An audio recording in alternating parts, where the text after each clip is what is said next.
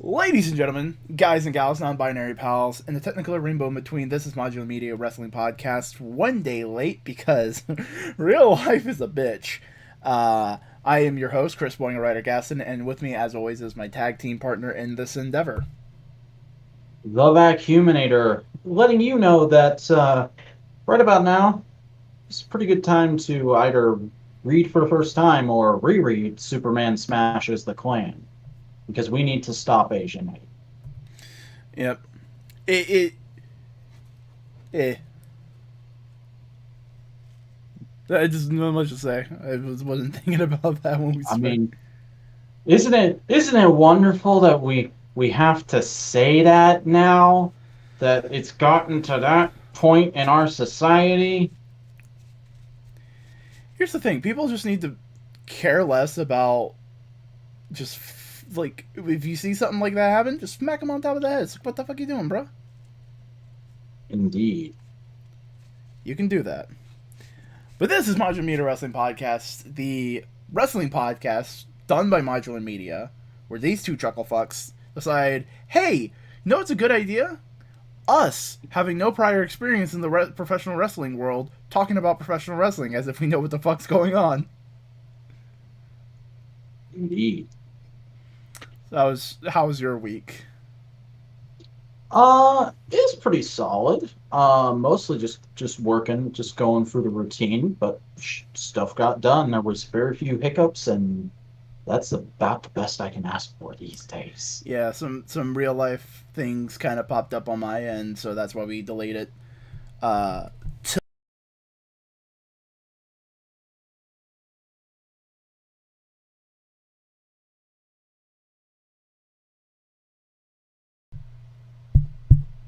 my mic disconnected. Can you hear me? All right, cool. I'm just making sure everything's functioning as it is. Talk to me real quick. I'm checking the levels. Uh, yep, but now I gotta make sure your thing is getting it right because it does.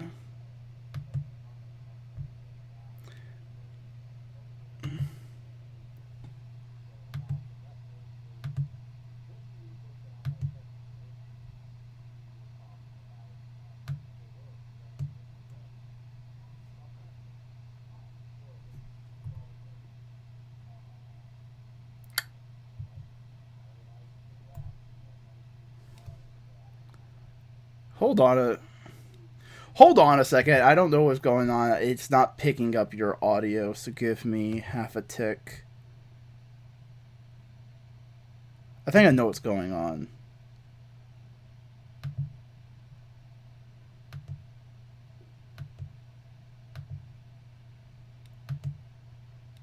Can you talk to me?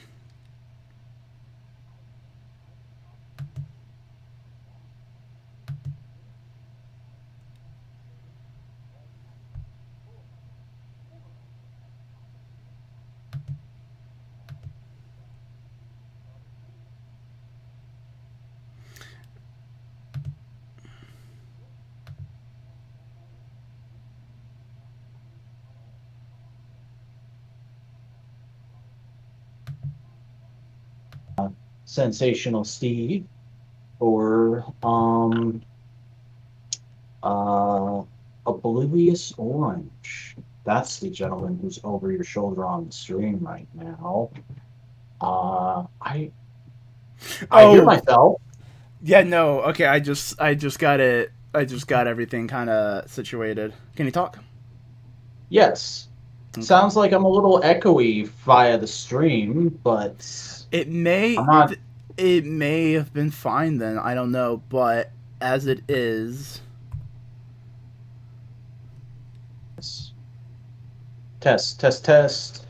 Test actually testing now. Testing. How do I sound? Woo! Can you hear me? Yes. Saying words. I gotta wait for the stream to catch up. always got to do that.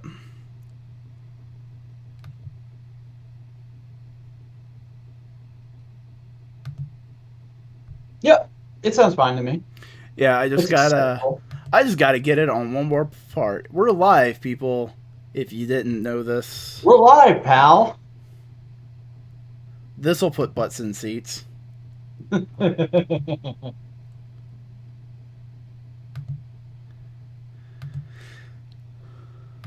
There. Do you Give know me. that Tony Schiavone has like apologized to McFoley for that comment like 20 times? Oh, I have no doubt. Tony Schiavone seems like a ultimate gentleman when it comes to things of that nature. He was told to say that. Mm-hmm. Speaking of, I don't know if no, you didn't have it on the thing. Real quick at the top, why don't we just talk about the fact that Tony Schiavone's doing a Kickstarter for a comic book about his life? Go check it out. We don't have a link for it, but like you can probably go Tony Yeah. Schiavone graphic novel and go support it if you want to. He's doing what Jim Cornette did, except like he's a way better person than Jim Cornette, so he probably actually deserves to have this happen. Yeah. Also, like he's like here's the thing, Jim was in wrestling. He is a fixture of wrestling history. Name a big angle that is still relevant today that Jim Cornette was a part of. Still relevant today. The only Jim Cornette angle I ever actually remember is that he led the 90s NWA invasion of the WWF. Yeah. That's the only thing I ever remember him doing. I know he's done other stuff, Now, but that's the Tony only thing that ever Schiavone, comes to mind. what has he done that's still He relevant is today? he is the nicest man. He does the AEW podcast. He does the AEW commentary. He does the AEW interviews. He worked in a coffee shop. He allowed Britt Baker to turn heel. He Uh, also did That'll Put Butts in Seats, which is probably one of the most relevant things of the Monday Night Wars. mhm. And he told Marco Stunt to shut the fuck up. Nobody cares. It's a throwback to a couple weeks ago on the show. Yep. Yeah. How about that? I'm good at this. Yeah. Speaking of being good at this, so even though you're not watching WWE, you're still watching the toy news for WWE.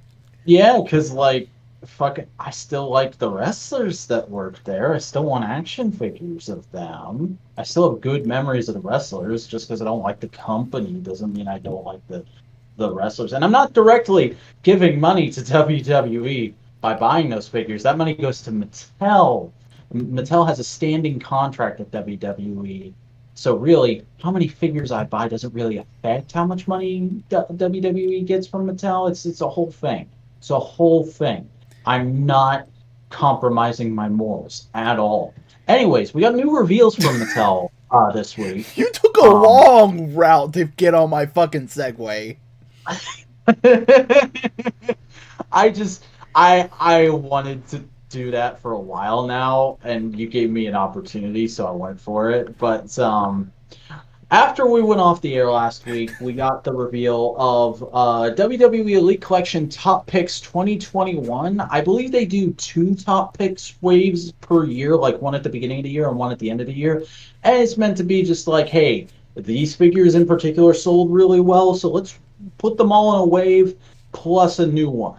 So in this wave, we have a re-release of heel Roman Reigns, a re-release of WWE Champion Drew McIntyre. I believe it's a re-release of Dr. Thuganomics John Cena. I think they've done that specific year before. And we're getting a modern Rey Mysterio, specifically based off of the gear he wore in the infamous Eye for an Eye match. Does it come with an eye accessory?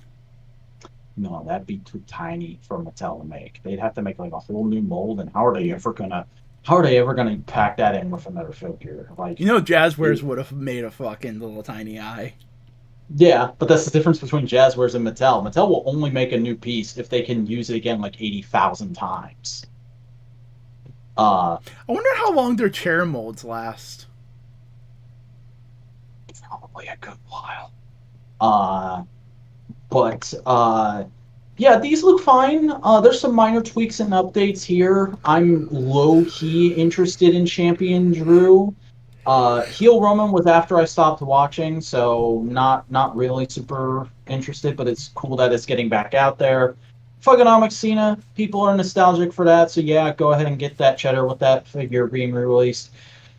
And I am honestly kind of low key interested in Eye for an Eye match Rey Mysterio, just because I came into Rey Mysterio at the beginning of his WWE nostalgia run that kind of concluded recently with that whole malarkey. Um, so like a more modern looking Rey Mysterio would be the kind of Rey Mysterio I'd want. I don't know if it's necessarily this version. There's a part of me that's low key always wanted to get that Rey Mysterio and Samoa Joe WrestleMania 2 pack, just so my Rey Mysterio figure can be the Mysterio themed WrestleMania gear that he wore for all of 10 minutes. Mm-hmm. But I don't know. If I saw Drew or Ray in stores, I might grab them off the pegs, but definitely not something I would pre-order. Something I would pre-order, however, is just a couple days ago, we got the reveal of WWE Ultimate Edition Wave 9. And it is a classic, not quite Horseman era. During his WWF champion run, Ric Flair, but it's close enough, and he comes with the hand to do the sign, which is a new piece. They molded that for this figure, which kind of looks a little bulbous and disproportionate, but you know what? I'll take it. How much you want to bet that's not a new piece? That's a reissue of like an Arn Anderson figure. Potentially, maybe, probably. I don't know. I haven't looked into it. Because Arn Anderson is a bigger dude. That's true. But then also, we have Stone Cold Steve Austin. And this is just straight up Mattel's take on the Figure Arts Steve Austin, which, if you'll recall, I sold a while back because it wasn't in scale with any other wrestling figures. Oh, I really want this because it looks just as good to me. I'm sure there's probably like some slight limitation differences, and like it doesn't come with the beer cans or the eye faces or the articulated hands so he can flip the bird. But Mattel's not gonna give you those parts. Those just aren't parts you can put on a retail children's toy. But I really like it. I think this Stone Cold looks fantastic. I think this Ric Flair looks really good. This is definitely a wave I am very tempted to buy. I just realized if Maki Ito gets an AEW figure, she may not be able to have her birds. No, she definitely won't. Unless she's like a ringside exclusive. I can see them doing a ringside exclusive version so they can have birds. Mm-hmm. But yeah, good reveals this week. Good solid stuff. Definitely happy with what we've been able to see. And you know, there may be more in the coming weeks. A lot more in the coming weeks because Mattel tends to reveal stuff during San Diego Comic-Con and at WrestleMania Fan Access. So, nice. We'll see. But then also, and I'm guessing you didn't watch it. I'm going to be completely honest. What I watched this week was Dynamite. Like, real life just kind of took the front burner. Everything else kind of took a back burner. You know what, that's fair. That shit happens. It's okay. I'm just saying this so you know. Let me take the show. Tissue box. This is the show. I got you this week. All right, you're the only camera on right now, other than the tiny one that always appears behind your V. Because I'm just like my head's like right in the middle of your V right now. So we had Sacrifice 2021 from the Impact Wrestling peoples. Correction, Sacrifice. You gotta Steiner it, man. At Sacrifice. Oh yes, of course. Get your math right. Get your math right.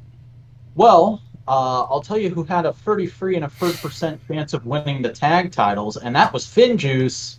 The Good Brothers have been dethroned. It's a whole thing. It's a decent match. Good Brothers are getting some good heat in on the TV show. All right.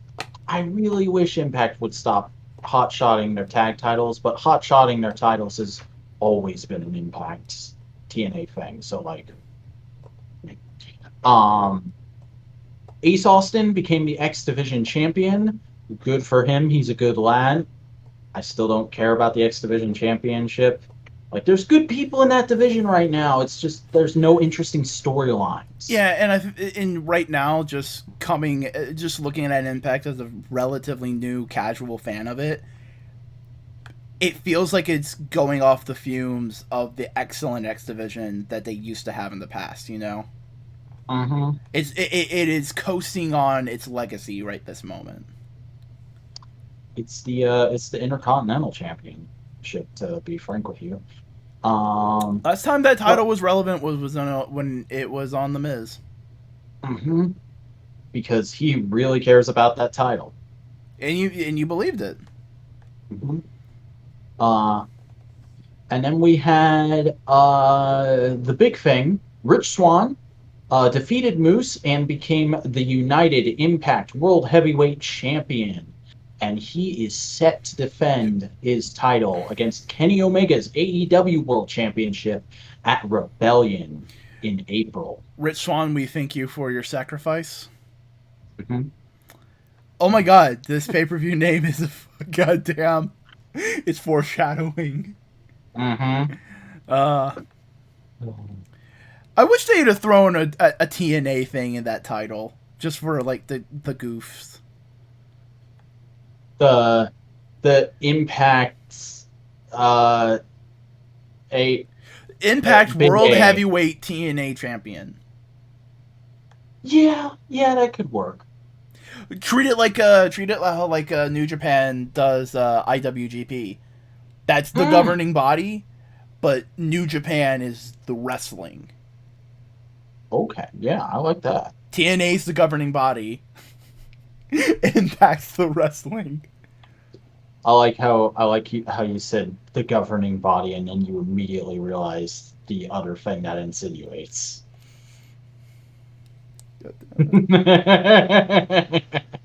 Folks, there's a reason why the titles of our podcasts are somewhat porny, because it just fits with wrestling. There's a fine line wrestling constantly walks between legitimately interesting combat sports and gay porno. And I'm not saying that to be derogatory. It goes for the ladies too. Oh yeah. We'll get to that. We'll get to that. God, Jade Cargill just having her way with her opponent. We'll get to that.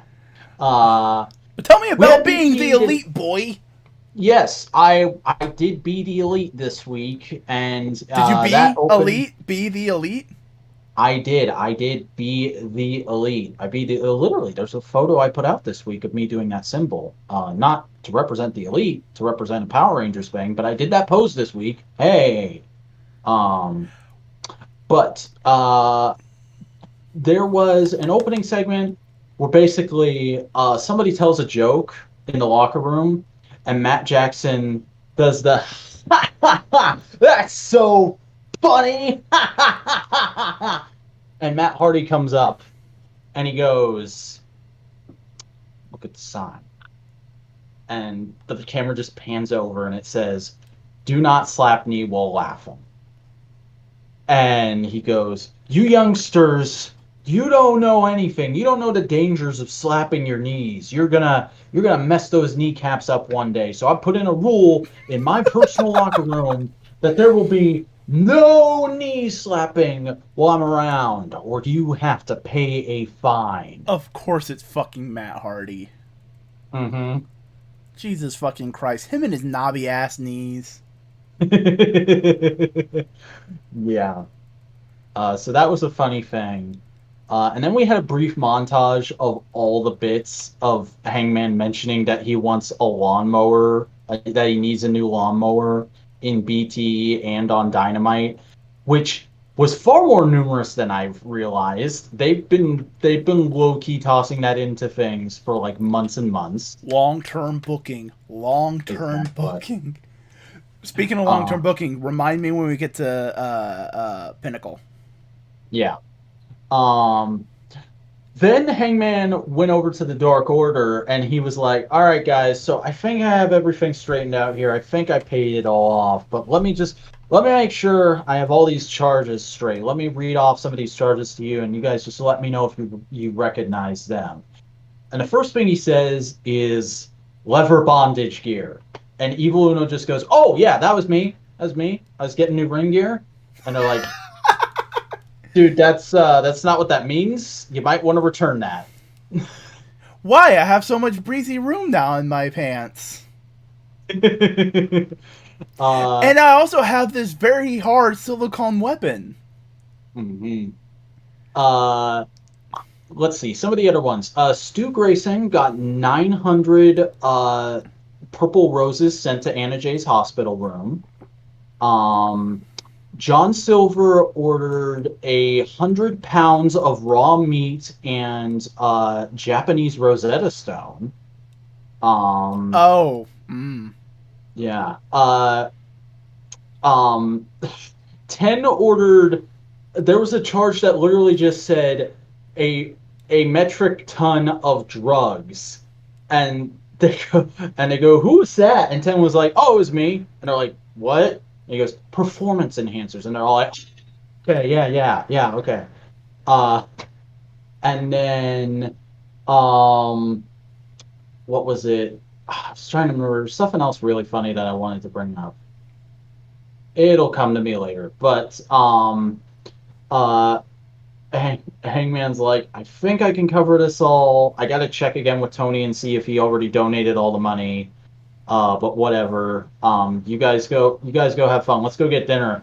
And most of the Dark Order walks out, and then when they're all just off camera, because he's the dad, Colt Cabana stops Hangman and he goes, "You want me to cover it?" "Yeah, that would be really nice. What's your Venmo?" It's big tough cowboy at hotmail.com.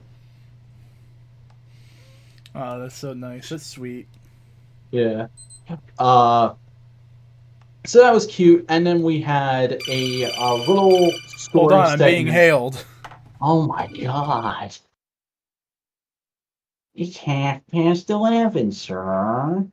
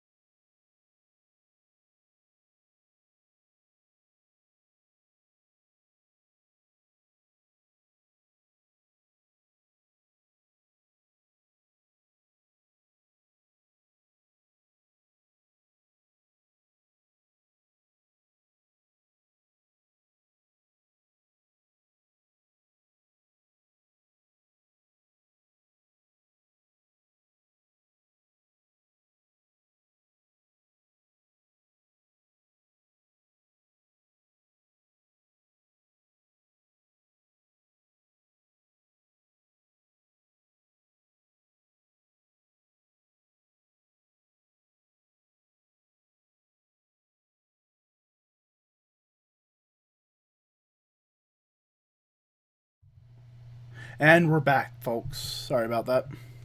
All right. So continuing on with BT, we had a segment where the Matt Hardy Empire all get together and get acquainted. Basically, Mark Quinn and Isaiah Cassidy are with Matt Hardy in the bar, and he's still eating his grapes, still being sour. And they're like, "Matt, are you okay? Man, are you back on the stuff? We need to get you help." And he's like, "No, I'm fine. I'm just always hungry now for some reason. Just leave it. Don't worry." All right. So question number 2, why'd you hire them? And the camera just pans over to the freebies sitting at a table in the corner, just like, for audio listeners, I'm glowering. And they walk over to them, and Matt's like, "These guys are great. Have you seen them in the ring? They kick all kinds of ass. They're going to be a great attribute to our group. They're just they have the same contracts as you guys. There's no special treatment here. They're given their 30% just like you, and it's going to be a really strong union between all of us, I think. I mean, just check out this guy. Just check out Blade here. Blade's awesome. Look at Blade. Look at his mask. Isn't it cool?" And they're like, "It's kind of weird and creepy. I don't know." He's like, "Oh, Blade's normal. Blade's totally normal. Here, Blade, you want a grape?" And Allie just reaches over and unzips his mask slowly. And then his mouth just shunts down like a drawbridge gate. And Matt slowly and carefully inserts the grape into his mouth. And he doesn't start chewing until Allie zips the zipper back. Great. Especially remember that Allie is married to that man. Mm-hmm. And Matt just turns back to them and goes like, "See? Totally normal. I told you," and walks away. I mean, this man did have to deal with The Undertaker and Kane and Mankind and the Dudleys. The freebies are a walk in the park to Matt Hardy. "Oh, you're just a weird dude with a zipper mouth? I've dealt with people like you before. Ain't any worse than itchweed." For Matt Hardy's like walking up to a private party like, "For you, meeting Butcher and Blade was the craziest moment of your career. For Matt Hardy, it was Tuesday." No, for Matt Hardy, it's Wednesday, and you know what that means. Hey! And he also says some stuff about like how he's gonna crush the Dark Order because they screwed him out of signing Hangman, blah blah blah.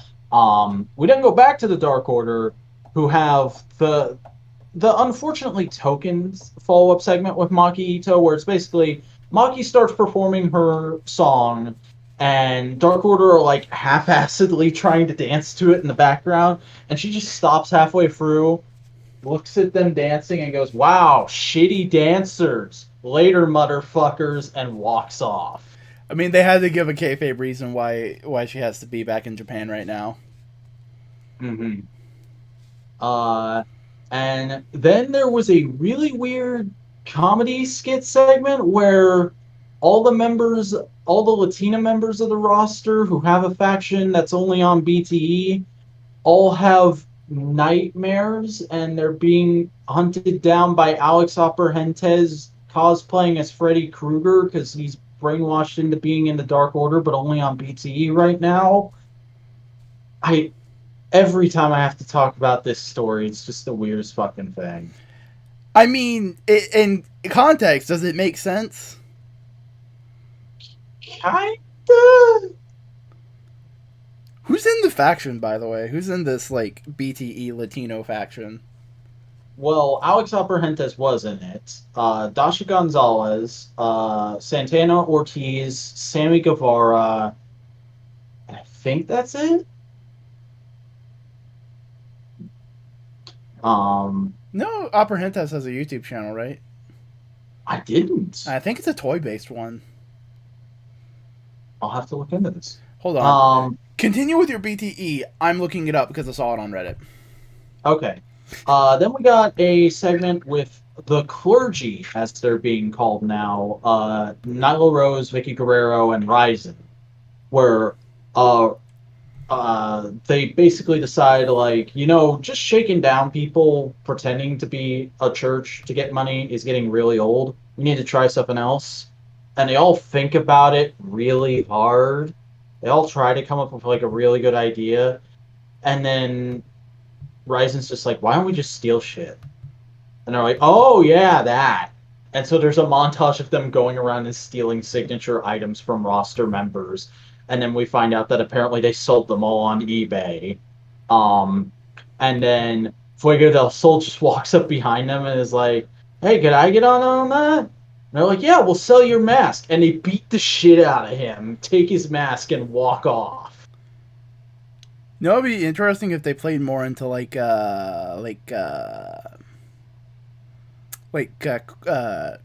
ghost style clergy. That'd be cool.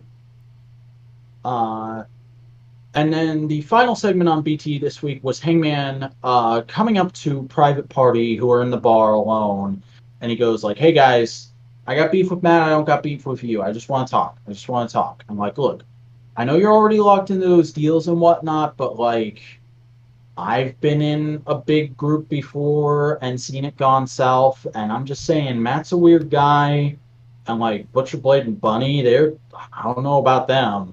Just be careful. Just be careful, all right? From one guy to two others. Be careful. Also, I think I owe you this, and he gives him the $12. And as they're counting it up to make sure it's correct, because it's a 10 and 2 ones, he takes their 2 little glasses of vodka and just walks off. And they're like, "You motherfucker!" And that ends BTE. It's a YouTube channel where he streams toy unboxings. Oh no, it's unboxings of a general. Unboxing Mission Havoc, also known as Transformers Minosaur. Unboxing Transformers Masterpiece Black Convoy MP10B. Oh, he's a Masterpiece third party core guy. Okay. Unboxing new DJI FPV drone. Unboxing Mondo T's official Skeletor action figure. Largest Megatron statue that you've ever seen. And then, like, a couple of old Spanglish segments from BTE. So not my kind of toy content, but relevant toy content nonetheless. Yeah, but it's like, it's kind of cool. It's like, it's not wrestling figures. It's Transformers and shit. Mm-hmm. But we did have a new signing to AEW this week, and kind of one we've been waiting for quite a long time. Layla Hirsch is All Elite. Wrestling Supergirl herself is finally signed to the company. You know, we've been talking about Layla ever since she first showed up and how awesome we think she is. How she totally belongs in Team Taz just for her wrestling style alone. And, like, gotta do more with her because she's great. She is a future AEW Women's Champion, no doubt in my mind. And apparently she's been signed since, like, end of last year. They just officially made the announcement. That makes sense, because I remember hearing on Unrestricted once that they're very specific about when they put out those Is All Elite graphics and who they give them to. But yeah, that's cool. I'm glad Layla's officially with the company, and I can't wait to see more out of her. And speaking of seeing more out of AEW, we had the first episode of AEW Dark Elevation this week. Chris, did you watch this? I got to the... Okay. On my Discord server, there is a channel just for talking about wrestling, because we used to just talk about wrestling in Vac's Discord server. Then he deleted it. So I was like... Nobody else was in it besides me and you? Nobody was active in it besides me and you? Yep. So I just went like, fuck it, I'll put this in here for us. And I posted a picture of a pause I had of Jungle Boy, and it was just like a perfect face for a reaction image. That's as far as I got. It's not very damn. No. Okay. Why don't we just keep it... whole thing. Just give general thoughts on the whole thing, and you don't have to go into any matches or Yeah, whatnot. I didn't write down the card. I mean, like, this was fairly solid. It's a good midpoint in terms of like quality and overall presentation between actual Dark and Dynamite. Like, I wouldn't expect this to air on TV because it's still got a few middling things that make it very YouTube core to me, but it's also definitely a step above regular Dark. It's something I could see myself watching fairly regularly, although I don't think I'm going to keep up with this regularly just because there's so much goddamn shit to watch. How was Paul Um, White in commentary? Paul White was great, actually. I was about to get on that.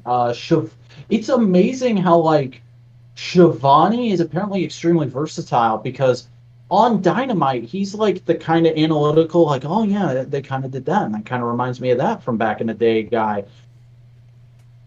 On Dark Elevation, he's straight up doing Excalibur. Oh, Like during the Maki Ito match, he just kept shouting Kokeshi. And Paul White's sitting there like, yeah, that's really, she's got a really interesting variation on the diving headbutt, and the way she taunts her opponents is fascinating. Like Paul White is a great analytical commentary guy. Big ups to him. I was not expecting him to be that good, but he totally carried the show, and you believed that him and Shabani had rapport from the get go. well, I mean, Um, they did. yeah, but it was like, they haven't been on screen together in X amount of years. I wonder how this is going to work out, if it's going to be shaky at first. But no, it was perfect. It was fine. Um, as for like matches and storylines itself, I thought there was some fairly solid stuff on here. I enjoyed a few matches here and there. Some I was completely checked out for. The main event was great. Riho versus Maki Ito, really, really fun. Those two were kind of made to go against each other, I think, because they're like exactly the same height. They're like mirror images of one another, and it's great. Um, Except one is and extremely humble, and the other is Maki Ito. that's what I mean by mirror images. Like one is the sweetest girl, and one is the cruelest girl. Um, And then there was an interesting through line. They did an actual through line story, which had a bit of an issue that I'll get to in a second, where Matt and Mike Seidel have a tag match, and they win that tag match. And they go backstage, and they're cutting a backstage promo, and Kenny Omega walks up, and he's like, hey, I'm here on this new AEW show because I'm the AEW champion. Look at the belt on my shoulder. Ha ha ha. I'm scouting out talent. I want to see who's going to be rising up in the rankings from this show. And Matt Seidel, I think you've really got something to you. So tell you what, right now, I'm going to give you a shot at this title, a shot at getting a shot at this title, because if you can beat my guy here, my guy, the biggest, most badass guy I know, if you can beat Michael Nakazawa tonight, you will have a title match with me on Dynamite. And that match is happening right now. And then, because it's YouTube and they don't exactly care about the continuity, that match happened 3 match segments later. Mm.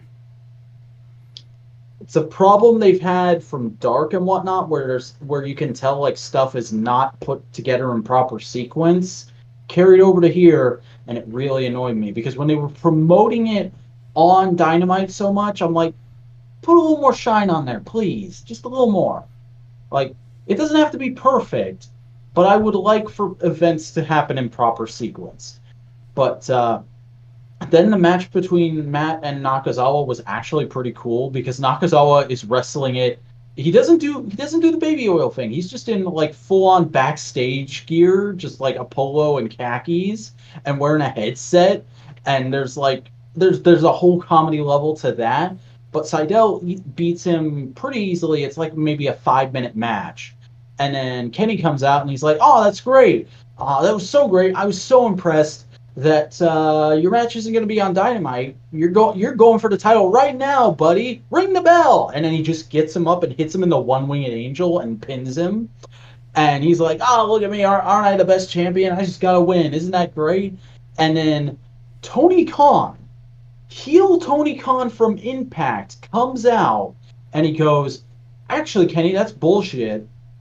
I'm fucking pissed off at you for doing that. And you know what? You've already gone against one gentleman's agreement in this company. You're not going to do that again. So Matt Seidel will have his title match on Dynamite in 2 weeks when he can have some proper prep time.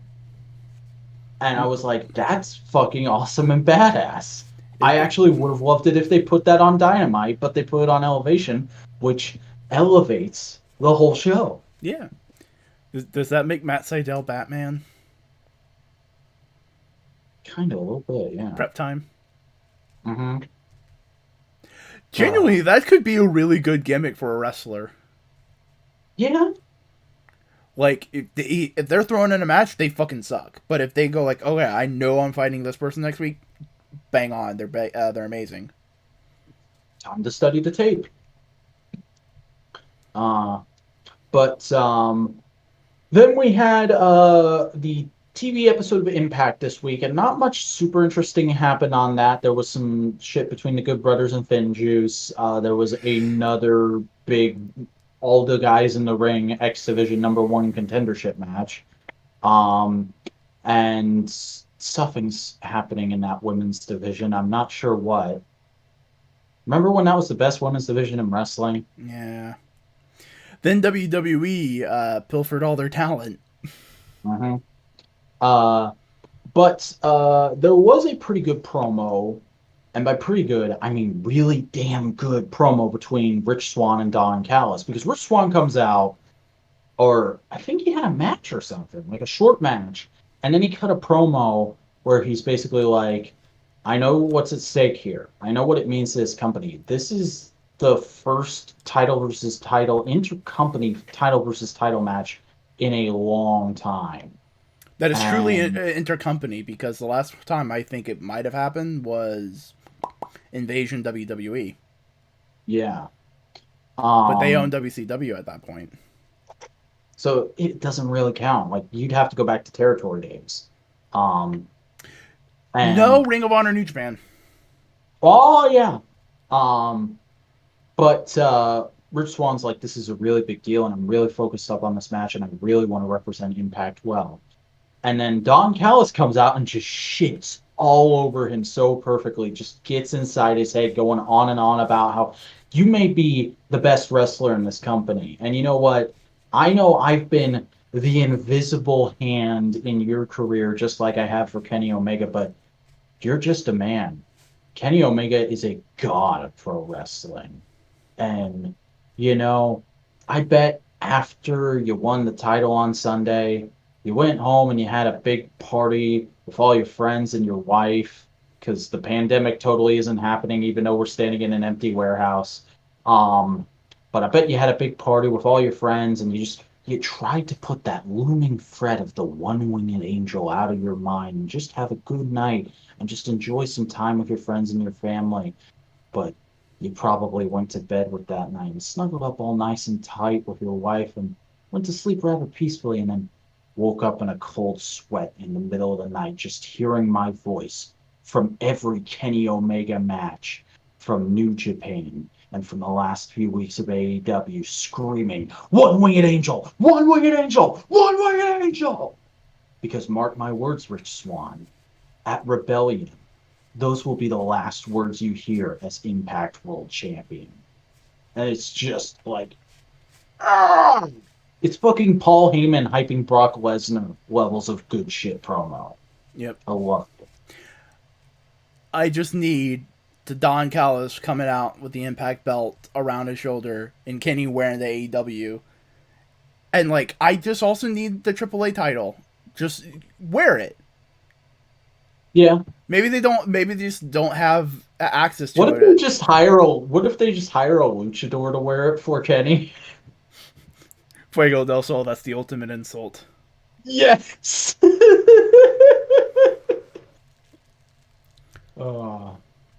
No. They get Orange Cassidy to bring out the Fire Ant gear. I think that may be pure Chikara IP.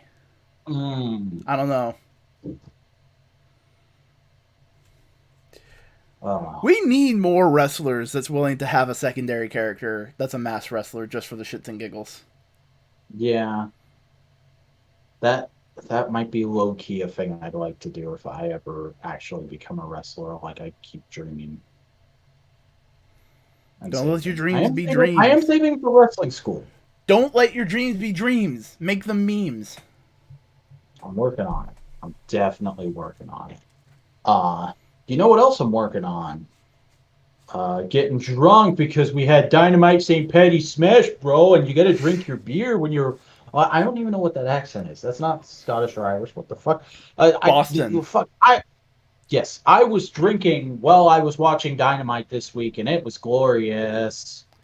Well, St. Patty's Slam, not Smash. Yeah. Are you Irish?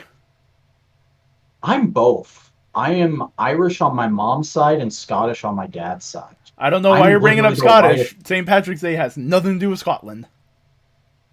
I mean, people tend to throw them together, so I just go ahead and do it preemptively. Yeah. But yeah, I'm the whitest kind of person you can probably make. Well, speaking of white people, we had the Prince of Pro Wrestling, Cody Rhodes, with Arn Anderson taking on the Lord of Lucha Libre, Penta El Zero Miedo, in your opening contest. You like what I did there? You like that? You like how I dunked on my boy? it's just fucking weird because you're talking about a dude who's Mexican and a dude who's half Cuban. Oh, I forgot that Cody. I always forget that Cody. Everyone forgets that Cody's Cuban. Because Cody is the whitest motherfucker on that roster. Dusty has strong genes, other than the gut. The gut gene is weak. Yeah. He's the most dude bro white guy on that roster. But he's half Cuban. Not toxically so. Gotta, like, the white person in this match was Arn Anderson. Yeah, that's exactly who I was referring to. I don't know what you were insinuating there, Chris, you fucking racist. But hey, St. Patrick's Day, at least in America, it's a day for everybody to have a little bit of Irish. Because just look at what Penta was doing this entire match. The fucking Penta memes that came out of this were glorious. And if there is not a ringside exclusive Penta El Zero Miedo with new hats announced in the next 3 months, Jeremy Combe, we're gonna have words. Jeremy Padour, I mean, because Combe is his Twitter handle, but Jeremy Padour, we will have words. Penta is one of the most charismatic members of AEW, and it's amazing how well he disproves any other wrestling promotion going like, you need to speak English to get over in America. Mm-hmm. Like, you've been reading up on the Andrade situation? No, I heard he wanted his release, and he's confirmed, like, yeah, I asked for it. Not getting it, but I'll keep you guys posted, kind of thing. Yeah, that's basically all there is, but also, like, that reminded me, back in the day when he and Charlotte dating was, like, a huge news thing, he was like, hey, Vince, I don't mean to be egotistical, but, like, I've been working my ass off. Could I please get a push? And Vince literally just looked up and went, learn some English, pal. Like, that's a legit confirmed story. And he's been practicing since day one in WWE. Mm-hmm. That's total props to him. I fucking respect the shit out of that. Yeah, hopefully good things are ahead for Andrade, wherever he ends up landing when he eventually gets out of there. Well, I mean, he was in AAA, wasn't he? So even if he goes, no, he'll see him CMLL. Yeah, I'm pretty sure he'll CMLL. I know Mexican promotions. Hey, let's talk about the Hispanic match that we were starting to talk about, and then went on like 5 tangents there. This match is great. Yeah, and it's definitely adding more to, hey, we're trying to break Cody's arm so he can go be on. I like how that's a story and not just an angle. Like, I fully expected it to be, just Cody gets fucked up at Revolution and then we don't see him for a while. But no, I think, like, maybe until the next big Dynamite thing, we're going to have just constantly Cody's arm getting a little more fucked up and a little more fucked up until finally Brandy's like, no, you go sit on that couch and you heal up. It's going to end with Penta finally breaking it. Probably.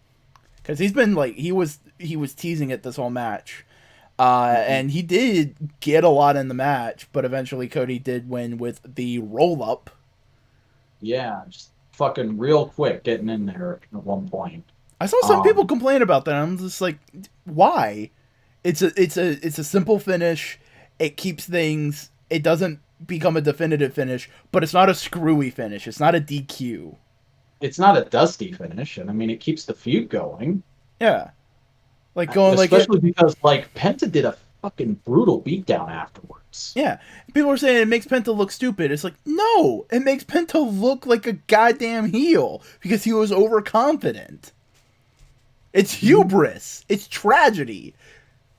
And they kept playing with that because immediately after he beats him down, Arn, Dustin, and the Gun Club come into the ring to save him, and Penta just jumps back outside and starts putting on hats and showboating again.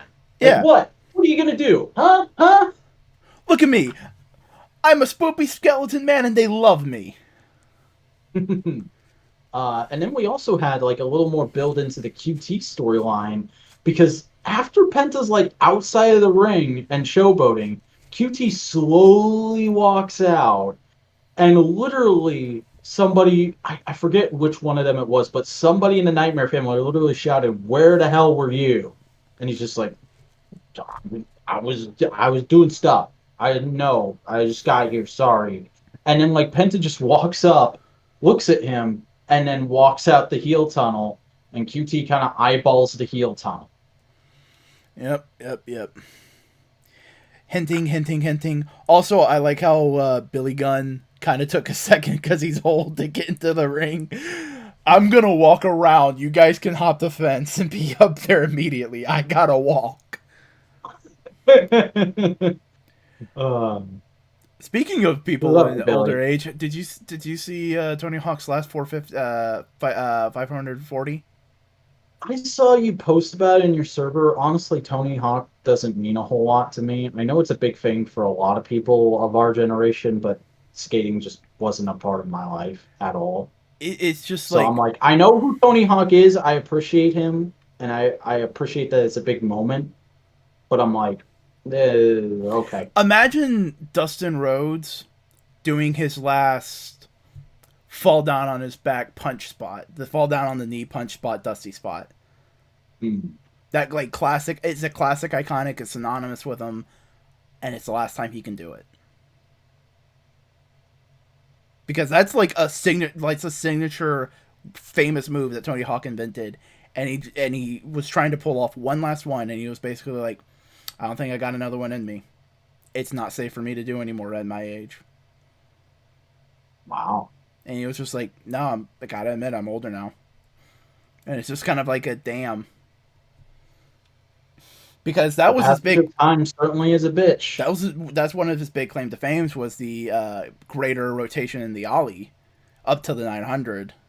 I think he may have done the one after that. People have broken that since then. But over the past couple of years, he slowly he couldn't do a 900 anymore. He couldn't do the one before that. Now he can't do a 540. It just sucks. Yeah. Yeah. But at least he got to be the TNT champion for a hot minute. Oh yeah. I just love that Darby just goes like, "Hey, I'm gonna hang out with skateboarders." Genuinely, Darby's probably have done some of the best brand representation for AEW out of any other wrestlers. Yeah. Because wasn't he one of the people that went on Rooster Teeth too? I don't know. I know Scorpio Sky's on the podcast. Well, this was like before but this is pre-pandemic. There was some Rooster Teeth video that had AEW wrestlers in it. I know Marco was in it, and then there was a women's roster member and one other guy. And I think that other guy was Darby, but I'm not sure. Might be, but like Darby just hangs out with a bunch of pro skater people, and the pro skater people talk about like AEW. It's just like, oh, this is cool. Mm-hmm. But you want to get the next thing? Yeah. We have a little bit of a continuation of several bits and bobs Alex Marvez is talking to the Young Bucks, trying to get the vibe for what's going to happen with their next title bout.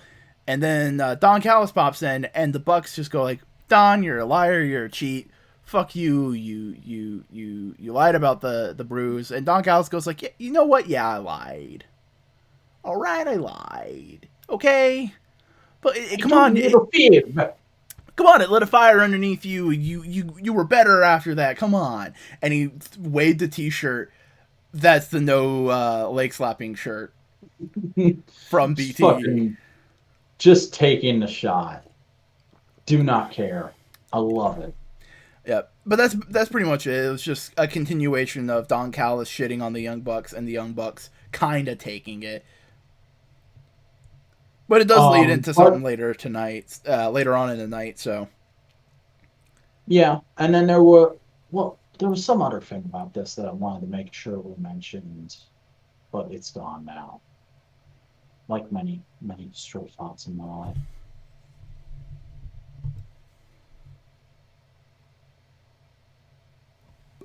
Yeah, I'm not getting that back. Okay. Then we had Jade Cargill versus Danny Jordan. Good to see Danny Jordan again. She's mostly been confined to dark, but I always love it when she pops up on Dynamite because she's got a fun gimmick, which is basically just she is the mean girl. She is that movie. And Jade Cargill squashed the shit out of her. She looked great in doing it too. Mm-hmm. She looks fantastic. She's still, I don't want to say rough around the edges, but she still has that height to improve. Uh-huh. But she's still got that height, period. Yeah. Goddamn, she's a tall ass person. And freaking, like, she has her moves figured out. She has her signature shit figured out already. And that's all she did in this match. She's the muscular hoss of the women's division. Because you know there's two kinds of hosses. You have a fat hoss and a muscle hoss. Mm-hmm. Like Brian Cage, muscle hoss. Vader, fat hoss. Yeah. Lance Archer, Batista, muscle hoss. Will Hobbs, fat hoss. Mm-hmm. Actually, he's kind of the best of both worlds. He's a barrel-chested hoss, but like he can move like a muscle hoss, but he has the weight behind him to do the fat hoss stuff. Yeah. But ultimately, Jade pins Danny, and she immediately goes outside and starts taunting Red Velvet. And there's a whole thing. The referee has to break them up. And we're probably getting a singles match between those two sometime in the next couple weeks, I'd say.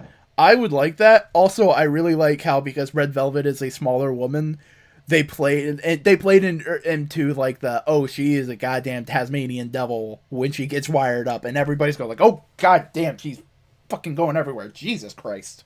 She's like Big Swole if Big Swole could get super hyper. Yeah. Big Swole has a mouth on her, but Red Velvet's got that speed. Yeah. She's wiry. Mm-hmm. But the next, we have not the Revelation, not the Horsemen coming. Not for the main event segment of the night. We have all decked out in classy ass suits. Not like old school, like contemporary suits. They look like modern, chic menswear suits. They look like they just went to Men's Warehouse. No, not Men's Warehouse. They went to better Men's Warehouse. Like, they went to a genuine tailor. Ooh, yeah. That's what it looks. That's what it feels like. Especially because, like, everybody's in their Sunday best. Sunday best, but like they all feel individualized. Like, because Sean Spears, FTR, Dash and Cash, Wardlow, Tully Blanchard, and MJF all come out and basically go like, hey, statement of intent, fuck y'all, we the best. All right, peace. That's it. That was pretty much the segment. But how it was said and the way that they held themselves, Inner Circle feels like a motley crew. It feels like a bunch of guys who go like, you know what? Fuck them all. Let's just fucking work together. Yeah, let's work together. Team Taz is a unified front of anarchist gym bros. Yes. And then the Nightmare Family is a brand. It's branding, it's sponsorship, it's all that kind of stuff. And Dark Order is if Cobra Commander, if Cobra from G.I. Joe was good guys. Okay. Mm-hmm. This is legitimately like a business operation. This feels like a business operation. This feels like a mafia. This feels like, no. We know what we are. We know what we are. We know what we are. We know what we're capable of. Fear us. Yeah. And, like, here's the thing. I could criticize MJF's portion of this promo for being extremely derivative of Triple H's original promo introducing Evolution. But, like, I'm not gonna, because I didn't care, because he so perfectly made it his own kind of thing, putting over all the guys in that same fashion. I mean, there's only so much way you can change up, hey, there's this wrestler. Here's why they're cool. They're gonna be fucking good. There's only so many ways you can say that, in my opinion. Yeah. But totally laying the field out for going like, you know what, I was part of the Four Horsemen. We were one of the fucking greatest. These guys, they're gonna put the Four Horsemen to shame. It's like, and like, oh, that kind of like language, that kind of idea, because I am very much truncating what he said. Yeah, and like I've heard people say Tully is a preacher, that's his day job, for lack of a better term, before. I've never felt it until this promo. Like, he felt like proper hellfire and brimstone Southern Baptist preacher in this promo, and I loved it. And here's the thing, like, it bled into everything, because MJF was the only other person to speak. And normally MJF is smart. He is, like, smart aleck. He's quippy. He was not very quippy. He was going like, this guy's so badass, he's gonna blah, blah, blah. Well, he made a whole point out of, like, I played into Chris Jericho's ha-ha comedy bullshit for months, and I'm done with it now. Yeah, but, like, everybody was in, like, a suit that reflected themselves. Like, Shawn Spears looked tight. It looked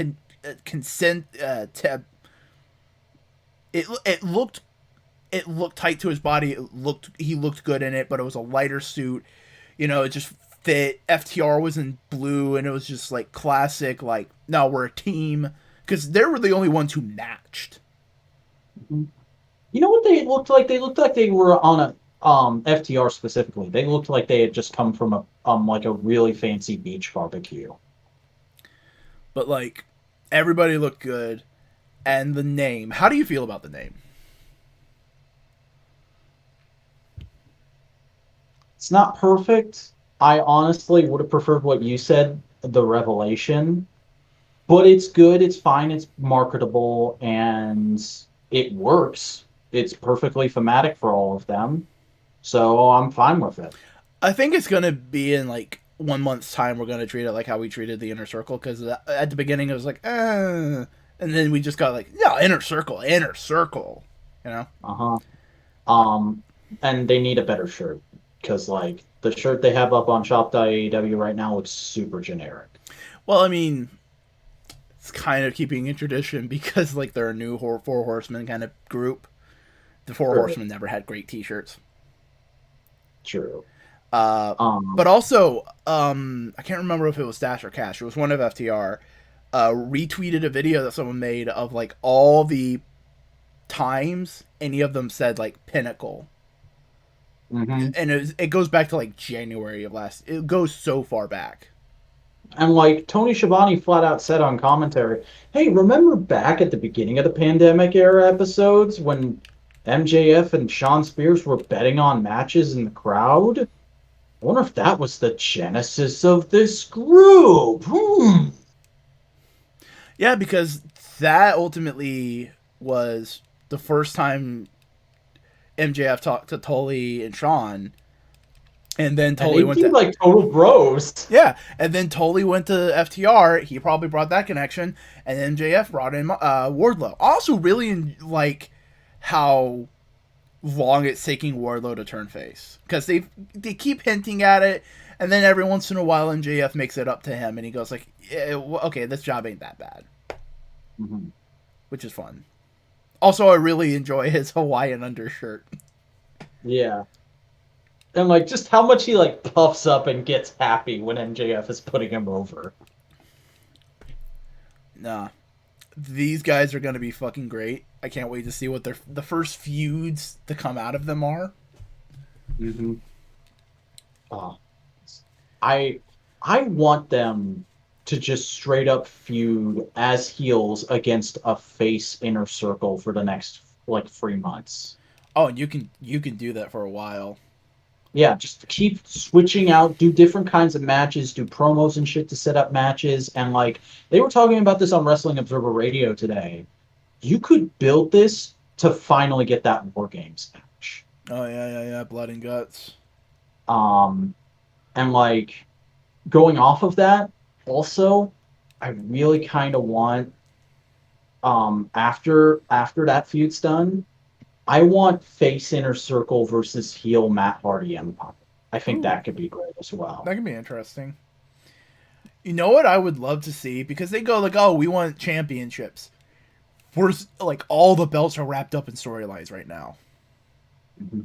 Like they're not Introduce the Trios Championship. trios could work, but also I was thinking, what if the next feud, the Pinnacle go after, is Dark Order? Mm. Because think about it, we're serious people. We're taking wrestling serious. This is a sport, and we're here to make money. We're here to make legacies. Who the fuck are all you yokels going on about meat? What, Why what does kind of that child have a belt? Give us that belt. You want to get massive fucking heeldy? Have them try and steal the belt from Brody Jr. mm-hmm. But like have MJF cut just a huge ass promo against like Colt Cabana and go like, "Yo, you were landmark in Jewish representation in professional wrestling, and look at you now. You're a joke. You were Look so how far you have fallen from grace, Dad. yeah, Because that's a thing from the Indies. yeah." But like that's the like you could play into that kind of stuff. Imagine FTR just having different fights against Grayson and Uno and Beaver Boys. Yeah. Or fucking 5 and 10. Oh, 5 and 10? Yeah. 5 and 10 just going up against anybody. 10 being the underdog big beefy boy against Wardlow. Oh, yes, please. But like that could play so well into the fuck you, we're serious. What the fuck are you guys doing? Because that was kind of FTR's bit with Jurassic Express. Mm-hmm. And honestly, I think Jurassic Express came out of that 10 times better because their gimmick is still goofy, but you take it seriously now. And speaking of Jurassic Express, So we had next up on the card the Matt Hardy Empire versus Jurassic Express and Bear Country.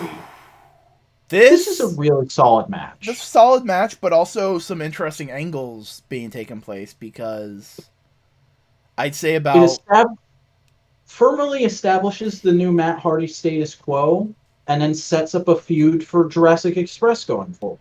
It also gives Bear Country a legitimate thing to do. Like, it's a legitimate storyline, and it's like, it fits because they're big, beefy, like, we don't give a fuck, we fight kind of folk going up against Jurassic Express, who have a lot of, like, plans and strategies they use, and they just got fucked over. And it's just like, Jesus, guys, why are you doing this? That's not how we work. Yeah. Oh, it was great. And also just like the entire time, Cassidy and Quen being so weirded out by Butcher and Blade that they don't even notice that Matt is just waiting to steal the pin, which he eventually does after hitting a twist of fate on Marco Stunt. Yep. But no, this was a fun match. And Yeah, I I like can't wait to it. see Bear Country and Jurassic Express do some more things. Especially if this means Bear Country is going to be more like genuine AEW bound. Definitely. Let's start building that next week, please. Yes. Tony, please. The $5 you pay us got to mean something. Yeah, I need my you know what? You wanna give me those stimmies and have me say nice things, Papa Tony? You gotta give me my Jurassic Express versus Bear Country next week. That's the condition. Uh, but my condition is we need this buddy cop movie of John Moxley and Eddie Kingston. Dude, they just straight up did a GPW promo. I was losing my shit with how wonderfully rambly it was. Goddamn, the beginning of it was just perfect. Because Eddie goes, "How you feeling?" And then Moxley's going, "All right, I know the perfect way to start this promo. Ask me how I'm doing." And Eddie just goes like, "I just did, you dumbass." Oh, you did, right. And then like just rambling on about like how weird Luke Gallows and Carl Anderson is and how creepy they are and fucking what's going on with this thing and that and all these weird disparate storylines that they're kind of related to and just being like who gives a shit. And comparing Luke Gallows to goddamn Forky. Oh my god, it's great. It Great. it was just really good, really solid. I enjoyed this immensely. And just Eddie Kingston reacting to John is just Mhm. They are the best of friends and I hope they work together for a while. like John Moxley going like, "I should be on a beach relaxing with a Mai Tai." And Eddie Kingston was like, "He drinks fucking Mai Tais? What? Okay, whatever. What has that girl done to him? What did Connecticut do to him? Jesus."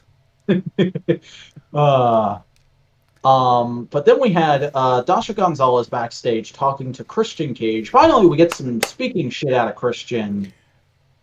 Guess I who was was right? wrong. There, I said it. Dun, dun, dun, dun, dun, dun, dun, dun. Because goddamn, Christian go. Christian just straight up goes like, "Yeah, I had an interaction with Kenny Omega. Yeah, I'm the old guy who's come into this locker room full of young people and I'm immediately in a main event scene. It's kind of weird, but I'm not going to go for the title next week. I just wanted to see Kenny Omega. I've never been in the same room as the guy. So, of course I got into it with him. And of course I'm going after that title because workhorses are a thing. And for a long time, I was known as a big workhorse. But I don't want to be known as a big workhorse anymore. I want to be known as the workhorse. So I'm here in AEW to prove that. And I'm going to get those wins. And I'm going to work my way up the rankings. And eventually, one day down the road, I will see you in the ring, Kenny Omega, because I want what everybody in this company should want. And that's to be the champion. And it was like, God. all right, sold. Okay, here's the thing. I've never seen Christian wrestle. I've known of Christian. Christian's like one of those people you know. You've seen Christian wrestle. You watched that TNA pay-per-view with me for Analytical You're Fanboys. right. Do you think I remember shit? That's true. I just like calling you out on your bullshit. Yeah. But like, I never extensively. I never followed any storylines with Christian. It's always been like, I know of Christian. I've seen a match or two. This made me a fucking fan because I was just like, damn, because it's simple, it's precise, it's what this is a scalpel of a promo. It's surgical, it's precise, it does exactly what it needs to do, no more, no less. Like, I get the feeling he had like 5 versions of this promo in his head, and he just asked, how much time do I have? Okay, number 3. He is a workhorse, genuinely. This is what it feels like. And I mean, like, he's been called one of the greatest minds in modern wrestling. And this really gets that across. Like, the guy knows his shit. Like, from everything I've read and seen, it seems like he's like William Regal, your favorite wrestler's favorite wrestler. Mm-hmm. Like, he's the guy that they go, "Hey, what do you feel about this?" Even if they're like main event and he's not right now at that point in time. Yeah. But yeah, no, he wants to be in the main event scene, but he's working for it. You were right and I was wrong. But it just means that AEW is genuinely like knows what the fans' response is going to be, because we saw him go up against Kenny and go like, "Hey, I want this thing," and And immediately I was like, "Fuck no." And the internet was like agreed with you. It's like, no, we criticize WWE for the same exact thing. We should criticize AEW for doing the same thing. And AEW was like, yeah, it is bullshit that can happen. It's not gonna happen. And it's just it was really good. I enjoyed it. Also, he didn't get interrupted. Yeah, it was just a character introduction. Like, I would not be surprised if on Twitter and sometime in the next couple days we see Christian Cage will be in action on Dynamite this week, and he just has a match on Dynamite. Like a solid, good 10-15 minute match against unnamed from the roster, and we just see him start working his way up the rankings. Don't give him another promo for a while. Just let him have solid matches for a while to prove that workhorse thing. And then when he gets close to going for a title, let him talk some more. You know what I would love to see, because they have the working partnership and relationship? Christian Cage versus Nick Aldis. Oh, yes, please. Two men who view themselves as like workhorses, putting the industry on their back, carrying it forward. That'd be interesting. That'd be fascinating.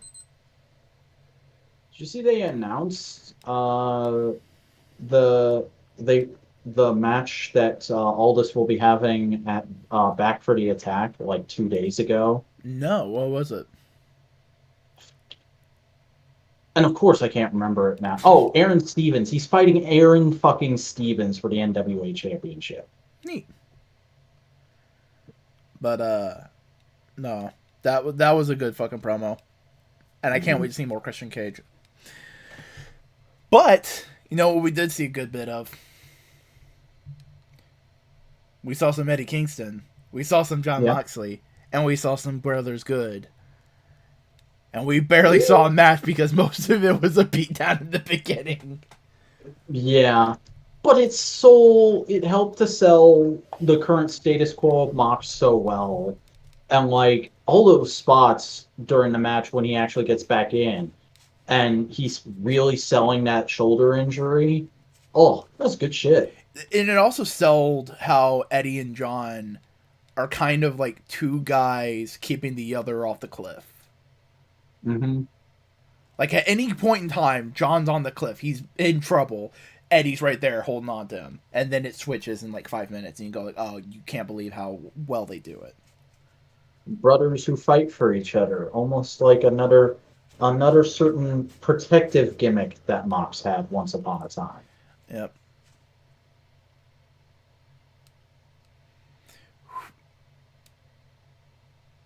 Who What do you could think be of the that? new Roman? Because Eddie Wardlow turn space. Because Eddie Kingston's that kind of like analytical mind of wrestling that kind of fits the Seth Rollins-y kind of Jan. But it's New York, so it's like it's still nasally, but it's like, hey John! Hey John!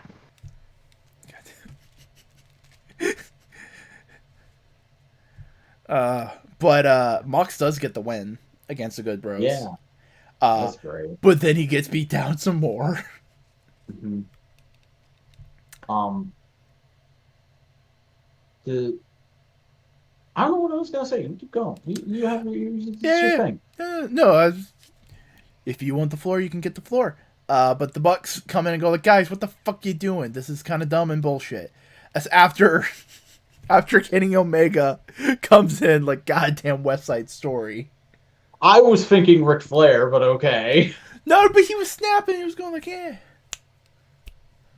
It's reminding me of West Side Story. I was expecting him to lean back and go. I mean, he did. He was wearing the suit and the glasses, kind of Flair-esque. Mm-hmm. But the Bucks come in and go like, guys, what the fuck are you doing? This is kind of dumb. It's bullshit. And then Kenny, the Good Bros, and Don all do the too sweet, and Bucks go like, come on, friends, friend, don't you know, friend, we're friends, friend, be friends, help friend, friend. and then the Bucks go like, no, and then they go like, all right, fuck you. You do know what this means, right? You do know what you're turning your back on, essentially. Mm-hmm. Just like, this means war. Yep, it's going to be interesting to see what happens, especially because here's the thing: they're unmatched, uneven. It's Good Bros and Kenny versus Bucks and Hangman. Maybe, but I also foresee the Bucks potentially teaming up with Cody to go against Death Triangle. There's a variety of things that can happen, but it's basically saying like the Bucks are definitely not aligned with. Bucks team up with Cody to help each other out against Death Triangle, and then the Super Elite decide, all right, fuck you, we're coming in. That's how Cody's shoulder finally gets broken, and so Cody's just like, I'm sorry, I have to go. And then the Bucks are like, who do we got left? Just hear people yelling from the Dark Order room. And they walk over. And finally, the Dark Order is able to help them actually talk about their bullshit. And not just go like, I don't feel like I belong. What the there's an episode. There's an episode of BTE that's just a full-on therapy session for 20 minutes. God damn, that'd be so good.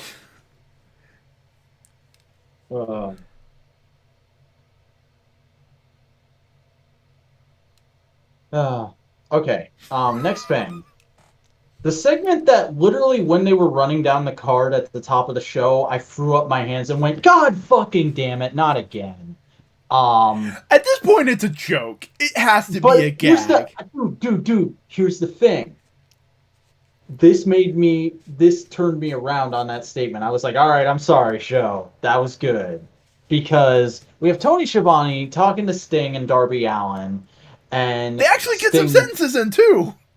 Yeah, Sting's just like, yeah, I'm cool, I'm doing stuff. Look at Darby Allin, he's a TNT champion. And Darby's like, I've only defended this belt 3 times. That's fucking stupid. Remember when Cody defended it every week? I want to do that now. And everybody's like, all fucking right, let's do it. And he's but I mean, like he's saying, like, Team Taz, you wrapped me up in your bullshit. I haven't been able to do my duty as champion. Mm-hmm. And I like that because he's basically, I finished with Team Taz. I have had more matches now defending the belt. This is a good thing. Yeah. And so he goes, I'm going to start doing it by paying tribute to the greatest TNT champion of all time. Instant fucking Brody chance. You gotta love it. And he just goes, all right, Dark Order. Any one of you that wants a shot at this belt, meet me in the ring next week. And that's great. And then Lance and Jake come out, and they start cutting a promo on Sting and being like, yo, where's our TNT title shot? What the hell? Why do we keep getting overlooked? What's going on? And they leave. And then Team Taz comes out, and Brian Cage just walks right up to Sting and is like, you know what? Respect. You still got game. You're still the icon. I disagree with Ricky. You still got it, man. And all of Team Taz is just going like, what the fuck? Dude, what are you fucking doing? What are you talking about? And Brian Cage just turns around and walks out through them. And it's like, I was not expecting a Brian Cage face turn, but all right, check on. And like, it totally makes sense because Brian Cage never seemed to be the unsportsmanlike kind of character. Mm-hmm. He's the guy who goes like, no, I'm the best. And if you beat him, he's like, you know what? You're better. But I'll be better next time. Kind of guy. Yeah. Because that's what it felt like. It didn't feel like you're better than me and you'll always be better than me. It felt like we were wrong to underestimate you. We'll know better. We know better next time. Yeah. and I really want to see where this goes. I really want to see like Taz. Could Taz strip him of the FTW championship? I saw one idea, which was basically, what if Brian Cage fully turns face, keeps the belt, and then Taz just throws bodies at Brian Cage to steal the belt back. And that's how you That's get how we the get Layla Hirsch and Team Taz. And that's just how they build up the FTW belt. Yeah, that'd be good. So what was it that made this segment that like turned the segment around on you? Because you were like frustrated at it, and then It is just the absurdity of it and the fact that they kept making fun of themselves. Like there's literally a moment where Tony Schiavone is like, "Really interrupted again? Are you kidding me? What's going on here?" And like Darby acknowledging how bullshit it is that he's been tied up in these segments for so long. Like all that was a lot of goodwill towards like, okay, yeah. If this is a more running gag than it is lazy booking now, I'm fine with it. I think it's fine as like I don't think it should last too much longer if it's a running gag. Mm-hmm. It's a funny running gag as it is. It was boring, but now it's gotten to the point it's like, God damn it. They know what they're doing. Yeah. Like, I kind of want to see a BTE segment that Sting starts and it just gets interrupted by a completely different BTE segment. Yes. Sting always gets interrupted. That'd be great if that's just his gimmick now. He can't get a proper sentence in anymore. Nobody respects their elders in AEW. There's a BTE segment. He's eating something, and like the fork goes down and it comes back up as cake, and it's like, what? His meal got interrupted. Someone put cake in front of him. I would hope Sting would be down for BTE segments at some point. Sting seems like a cool old dude wrestler. Mm-hmm. I've not heard any word on what he's actually like backstage yet, so I hope he's being a cool dude. Yeah. But again, segment was good. But the next thing, I love this video package. It's Scorpio Sky basically just cementing his heel character of basically like, y'all overlooked me. I don't like that. I'm gonna be the best. Push come to shove, I'll make you respect me. Literally no more Mr. Nice Guy is what he basically said. Yeah. Yeah, I enjoyed it too. Because it doesn't feel like I'm a heel because, haha, cheat, I win this way. It feels like I'm a heel because it's the only way to get you to fucking pay attention to me. Mm-hmm. I need to go this extra level of violence and brutality to get respect. Oh my. Do you think this is like a subtle black people have to be super gangsta to get attention in the music industry kind of a thing? It might be, but it also, like, there was, I think, there was a level of, like, racial undertones in this video package, because he did bring up Cody and Darby. Well, remember his TNT Championship match literally kicking the door in. Yeah. And, like, it does feel, there is a very, very subtle twinge of basically, I am not given the same opportunities as others because of who I am. Mm-hmm. And like, you can read that as black, you can read it as I'm an underused talent. You can read that as like, You could read it as typecasting. Oh, Scorpio Sky, the tag team guy, right? You're the first champion. I'm Mr. Worst Town I've ever been in. I remember those BTE segments. What are you doing now? yeah, but that's like, but it can be read multiple ways. So there is that, it's very subtle, and I prefer that if they tackle something like this, unless they know exactly what the fuck they're doing. Yeah. I mean, the last thing we want is the AEW version of Booker T versus Triple H. Or the Nation of Domination. Oh, jeez. You forgot about them for a minute, didn't you? Yeah, I forget how bad they actually were in terms of racial sensitivity because they're a thing that a lot of wrestling fans are like nostalgically fond of these days. Because I think they remember the cool parts of just like, oh, these black dudes are fucking being at badasses to get respect. And then you remember, oh, wait a second, it's wrapped up in a bunch of weird bullshit. Hmm. Okay. Well, and people also just remember the entrance theme, which is a pretty good entrance theme. It is a banger. It is a banger. You can understand that one gif of the white boy doing the black power sign. I forgot about that. But no, this video package is really good. I can't wait to see more Sky because it definitely feels more like heel leaning tweener, Hmm. which is always we always a good thing. It kind of throwing it back to the nation. It almost reminds me of The Rock going like, "Oh, die Rocky die." That's the level of respect I get from you pieces of crap when I'm working my ass off every week. All right, fuck you. Yep. Uh oh, me. Squash match: Ray Phoenix with Pac versus Angelico. It was fine. Yeah.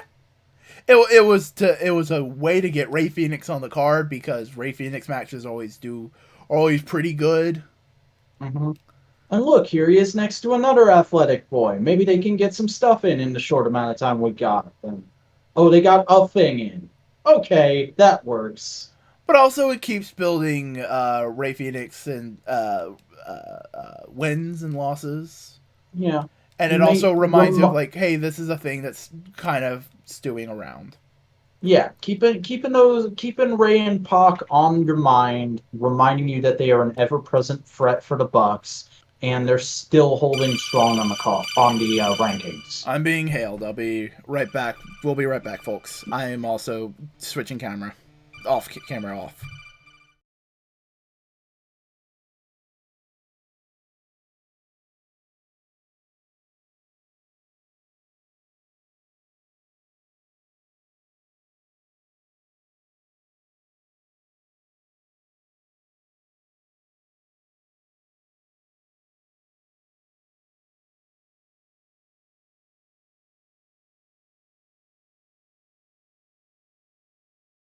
Watch those transitions; those are slick as shit, bro.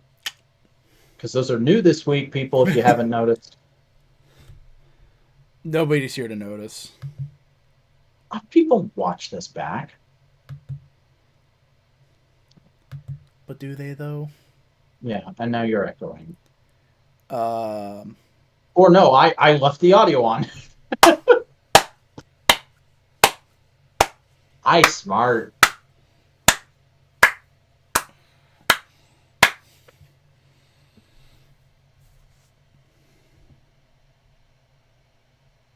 so Alex Marvez is talking to Miro and the Kip Sabian boy backstage, and basically like, hey, Chuck T and Orange Cassidy laid down a challenge for you last week. Hey Miro, do you want to respond to it? And Miro goes like, no, I'm training for the championship. I'm training to win matches and go for the championship. I have no time for them now. It doesn't matter. I'm on to bigger things. Basically saying I am being the Miro everybody wants me to be. Yeah. But Kip comes in and goes like, no, fuck them. They ruined my wedding. I want revenge. And Miro goes like, all right, fine, but just know this: we're in a match. I don't give a shit about you. I don't care about Penelope. All I care is about the win. And Kip But goes we're like, still bros outside the ring. yeah. And Kip just looks like, oh God, what have I done? I brought this monster into AEW. Mm-hmm. And like Alex Marvez goes like, so do you want the match? And Kip goes like, yeah, I want the match. It's making me really sympathetic for Kip right now. Yeah, Kip's gonna get the crap kicked out of him by more than just those two guys next week. That's when that match is happening, right? Yes. But like this made that match like feel 10 times more important. Definitely. Where it's getting late and you're getting tired, so let's go forward. What are some of the matches we're getting next week? We are getting Nyla Rose versus Tay Conte. Big hype for that, Ooh, honestly, yes. because those two haven't had a match before, and I think they're both pretty great. The Pinnacle, which will be MJF and the tag team, versus the Varsity Blondes. Ooh, that should be good. And And Dante Dante Martin. Martin. I almost forgot him. I Yeah. feel bad about that. I apologize, Dante. You don't watch this. And Darby Allen versus a Dark Order member, Since this is which the we next then go segment, just go ahead. backstage to the Dark Order, who are all gathered around, and Alex Marvez basically says, "So, who's challenging?" And they're all like, "Well, I could I'm being hailed again. maybe I could do We're going off. We're cameras going off. I'm being hailed again. it." Okay.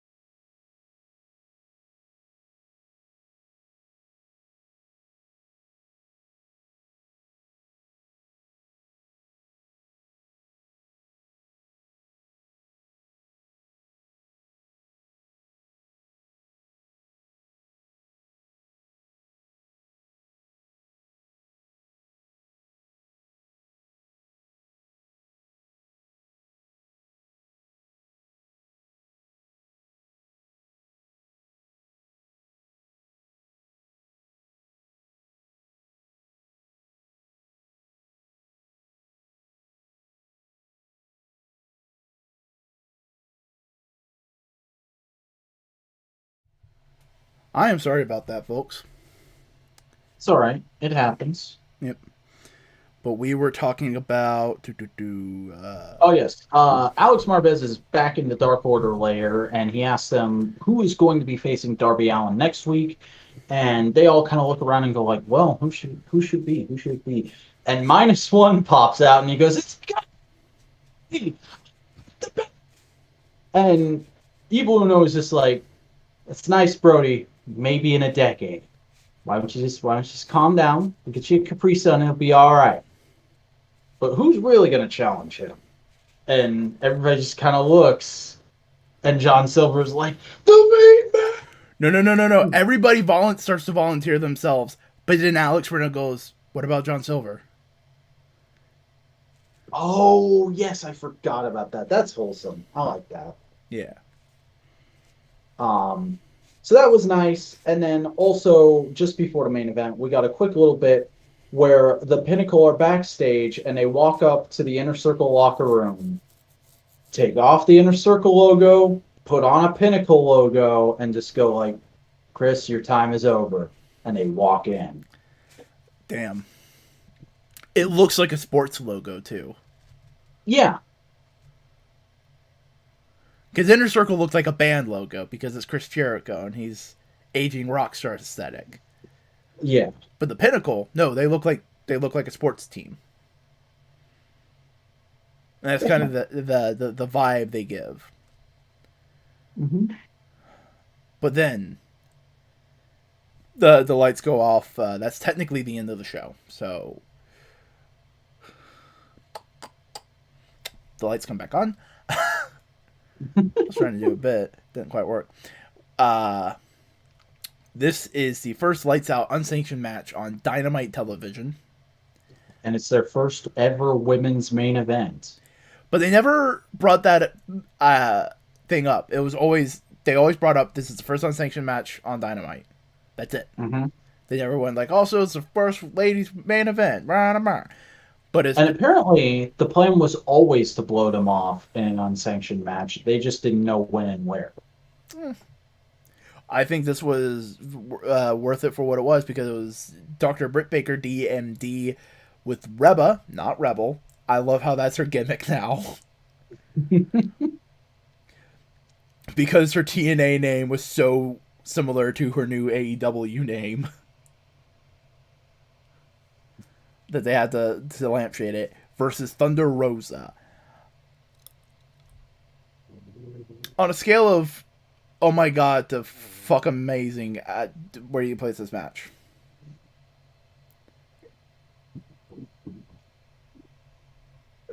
This is a tooth in the nose on the McFoley scale. Ooh. This was probably the hardest hardcore style women's match I've seen.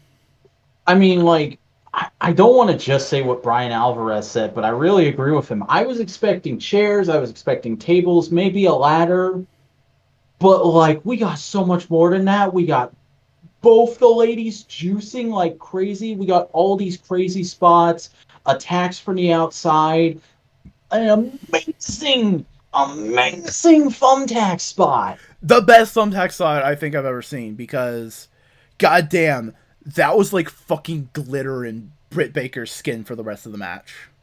Uh-huh. It was just, it was so damn good. Legitimately one of the best, like, Dave Meltzer said it, so it's got to be true. One of the best women's matches of all time. It is damn good. It is a high mark for AEW. Mm-hmm. And just that video that came out the next day of everybody backstage, like, hugging them and telling them how good they did. So freaking awesome. Apparently, Adam, Cole. I wanted to say Ross for some reason. All right. Adam Cole did the Britt Baker face on Twitter. I haven't seen that. I'll have to go look that up. Mick Foley had a great response. He just did. It was him watching a clip of them doing the thumbtack spot, and he just pointed the camera at himself and was like, "Good job." And like before even that, he retweeted a GIF of the match and went, "This looks fun. Where can I watch it?" And then he tweeted that like 20 minutes later. Goddamn, it is genuinely. This is bringing people together. It's like because it's also I think the first purpose cut I think I've seen on a women's match. We've seen blood Yeah. before, but it was always by accident. It was always And what good shots they got of those juicings too. goddamn. Like Britt Baker her looked like a standing up with the crimson mat. That's going to be an iconic Dynamite shot for years to come. Britt Baker looked like the psycho bitch at prom. Yeah. It's that vibe of like Jesus Christ. And like, man, that finish, I was so sure Rosa was gonna get the shit kicked out of her and lose so she could go back to NWA for a while. And it gave her the win. Every time, every fucking time I think I have AEW called, they go the other way, and it makes me so much more happy. But like they did so much, neither of them looks any weaker in defeat. Mm-hmm. And like this is a legendary moment that will be like this is the kind of thing like you know how certain like sometimes in tag team promos they'll go like, oh yeah, Bucks and Kenny Omega and Paige had one of the best tag team matches of all time. I want to be better than that. This is going to be one of those matches. Yeah. This is like one of those like tentpole. This is the kind of match that you can realistically build a division around.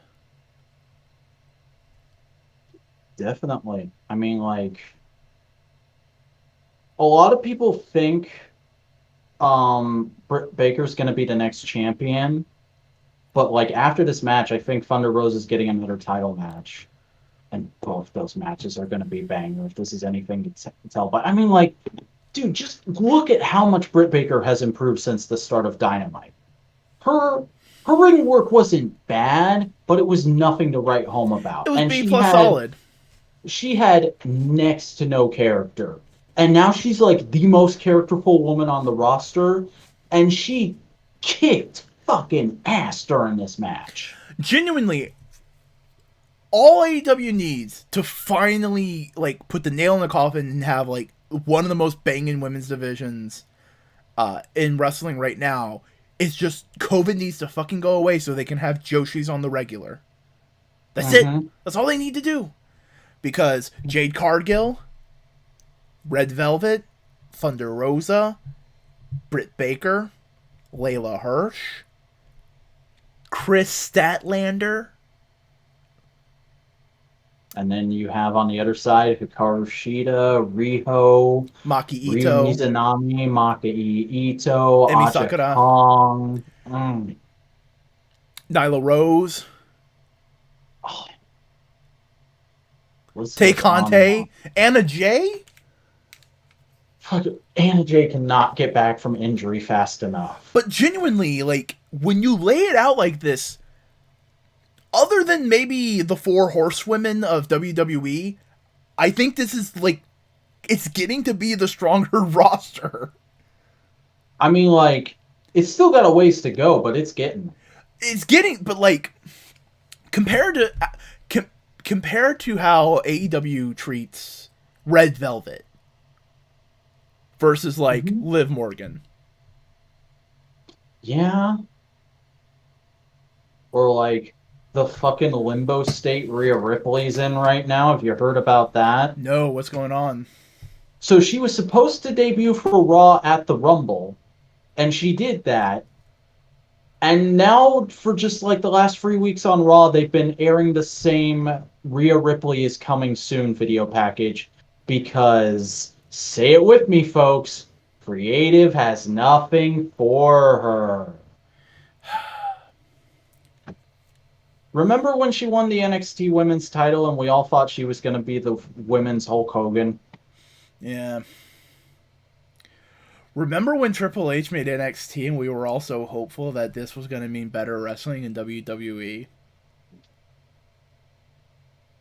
I mean, I try not to make this the dunk on WWE show, man, but at times it really does feel like we're in that Thanos meme, and it's like, did you get great wrestling?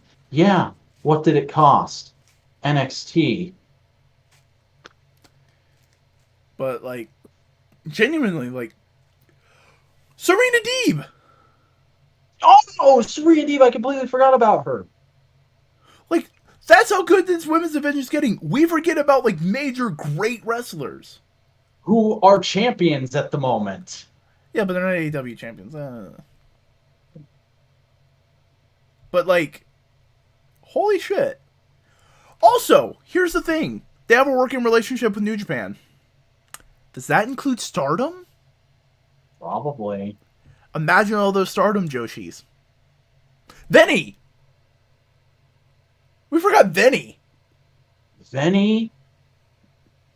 And like with that Stardom connection, there's a certain green-haired lady who used to be on Dynamite who could come back at any time. Doors probably open.